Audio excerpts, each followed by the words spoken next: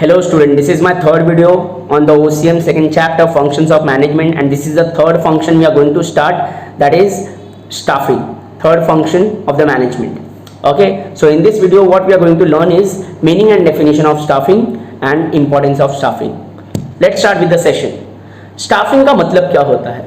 Staffing का मतलब organisation में, और जब हम प्लानिंग करते हैं तो हम डिसाइड करते हैं क्या क्या काम कौन कौन कब क्या कैसे करेगा, राइट? फिर उसके बाद हम स्टार्ट करते हैं ऑर्गेनाइजिंग करने के वक्त जब हम सारे रिसोर्सेज को लेके आते हैं, मैन, मनी, मटेरियल और मशीन, तो हमें ऐसा लगता है कि यार ह्यूमन रिसोर्सेज को लाना मुश्किल है, क्योंकि अपनी ऑर्गेनाइजेशन में जो बेस्ट एम्प्लॉयज है वो आने चाहिए।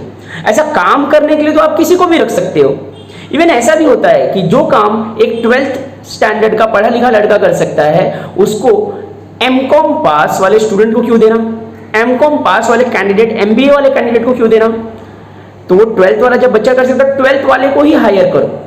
देखिए, स्टाफिंग वाले जो प्रोसेस है, इसके अंदर ह्यूमन रिसोर्स से रिलेटेड सारे प्रॉब्लम्स को सॉल्व करने का एक अलग से डिपार्टमेंट है, that is human resource department. और इस डिपार्टमेंट में जो काम होता है, इसे हम कहते हैं स्टाफिंग। स्टाफिंग में काम होता क्या है? स्टाफिंग में सबसे पहले जॉब एनालिसिस होता है। जॉब एनालिसिस करने के बाद हमें ऐसा लगता है कि यार एम्प्लॉयज की जरूरत है, तो एम्प्लॉयज को हम ऑर्गेनाइजेशन की तरफ अट्रैक्ट करते हैं, कैंडिडेट्स को हम ऑर्गेनाइजेशन की तरफ अट्रैक्ट करते हैं। उन्हें हम कहते हैं कि हमारे ऑर्गेनाइजेशंस में कुछ वैकेंसीज है, you can come and you can apply for the job. Listen, you can come and you can apply, you can not become a employ directly. आप आओ ऑर्गेनाइजेशन में और जॉब्स के लिए एप्लीकेशन दो, उसे हम कहते हैं रिक्रूटमेंट। अब रिक्रूट करने के बाद एम्प्लॉयज आपके ऑर्गेनाइजेशंस में आएंगे, इंटरव्यूज देंगे और आप उनका सिलेक्शन करोगे। 1000 में से आप ढूंढ के 10 एम्प्लॉयज आपकी ऑर्गेनाइजेशन के लिए जो बेस्ट है। ध्यान से सुनिए, मैं ये नहीं बोल रहा हूं कि जो 1000 में से बेस्ट है, जो आपके काम के लिए बेस्ट है आप उनको चुनोगे। तो जैसे कि मैंने बताया कि एक 12th स्टैंडर्ड का बच्चा भी सिलेक्ट हो सकता है एमकॉम के कंपैरिजन में, right?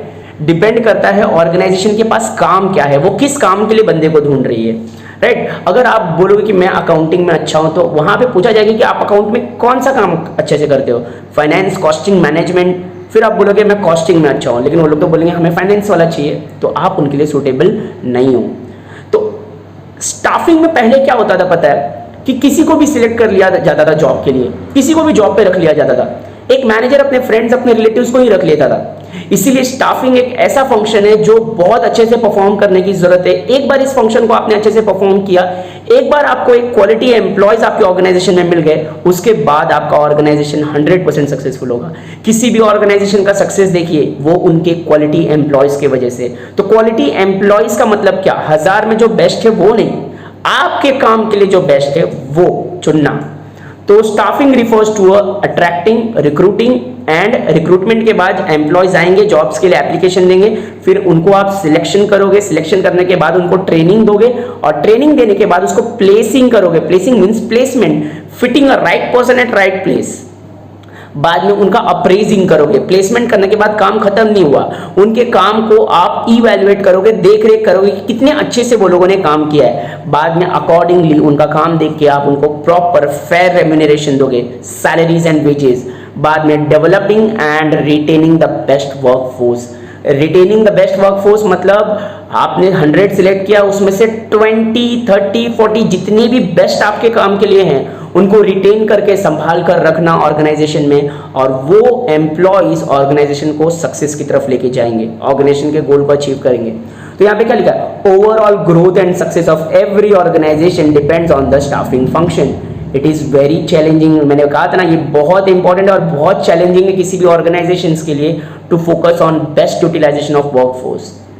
So let's read the definition of staffing.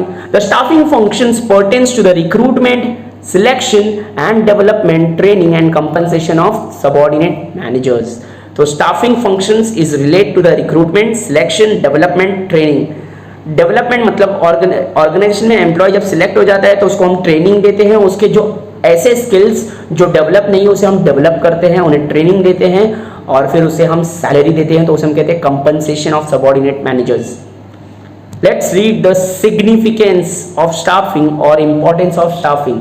So staffing helps in maintaining the smooth human relation in the organization, which turns to be key to success. Organizations के साथ समझ जाओ, ये कंपनी है, company के साथ human resources का relationship अच्छा होना बहुत ज़रूरी है। एक अच्छा रिलेशनशिप बनाने के लिए, एक अच्छा हार्मनी क्रिएट करने के लिए स्टाफिंग अच्छे से करना बहुत ज़रूरी है। और मैंने पहले भी कहा कि स्टाफिंग सिर्फ और सिर्फ ह्यूमन रिसोर्स से रिलेटेड काम करती है, तो वो ह्यूमन रिसोर्स के बिहेवियर को इस तरह से इन्फ्लुएंस करती है कि वो ऑर्गेनाइजेशंस के सक्सेस के लिए काम करते हैं और जिससे ऑर्गेनाइजेशन का सक्सेस होता है।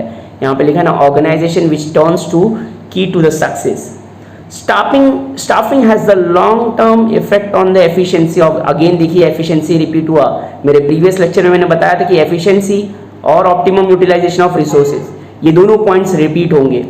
तो एफिशिएंसी इंप्रूव होगी ऑर्गेनाइजेशन, अगर आपने एम्प्लॉय को जो सिलेक्ट किया आपके जॉब के लिए, वो उससे वो काम दिया जिस काम में वो बेस्ट है। आपने वो काम नहीं दिया जो काम आप कराना चाहते हो, बल्कि आपने वो काम दिया जिस काम में वो एम्प्लॉय बेस्ट है। अब अगर किसी को गिटार बजाना पसंद है और आप उसको गिटार बजाने का काम दे दोगे, तो वो कम सैलरी में भी खुशी खुशी काम करेगा, कभी छुट्टी भी नहीं मांगेगा, राइट। इट मीन्स उसकी एफिशिएंसी बहुत ज़्यादा इंप्रूव होगी। ये पॉसिबल है स्टाफिंग से। Next, it helps in selection of best person for the job. Best person मतलब एकदम टैलेंटेड नहीं, जो उस जॉब को करने के लिए कैपेबल है, उस बंदे को चुनना। Next, it helps in providing job satisfaction to the employees. Staffing अगर आप प्रॉपरली करोगे ना, तो इससे जॉब सेटिस्फैक्शन मिलता है एम्प्लॉयज़ को, क्योंकि स्टाफिंग का ऐसा काम है एचआर का कि एचआर हर एक एम्प्लॉय से रिलेटेड हर एक प्रॉब्लम को सॉल्व करती है। उनका रिक्रूटमेंट से लेके उनके करियर डेवलपमेंट तक हर एक काम, प्रमोशन देना, ट्रांसफ़र देना, छुट्टियां देना, इंक्रीमेंट देना, ये सारा काम, बोनस देना, मेडिकल फैसिलिटीज़ देना, उनके फैमिली के लिए भी कुछ फैसिलिटीज़ देना। आजकल तो एचआर में बहुत सारी नए ट्रेंड्स आए, नई सर्विसेज दे रही है एम्प्लॉयज़ को, तो इससे जॉब सेटिस्फैक्शन मिलता है। And the last one is it provides the organisation an efficient and skilful employ result in achievement of organisational goals. अगर आपकी ऑर्गेनाइजेशन है और आपकी ऑर्गेनाइजेशन कुछ अच्छा नहीं कर रही, लेकिन आपके पास अगर अच्छे एम्प्लॉयज़ है, तो आप ऑर्गेनाइजेशन में कोई भी काम की शुरुआत कर लो, जो भी मार्केट में अपॉर्चुनिटी दिख रहा है वो शुरुआत करो, वो काम बहुत अच्छे से वो लोग करेंगे।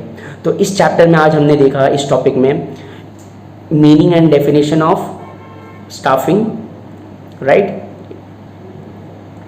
मीनिंग ऑफ स्टाफिंग हमने देखा, डेफिनेशन देखा और इंपॉर्टेंस। ये क्वेश्चन 5 मार्क के लिए आएगा।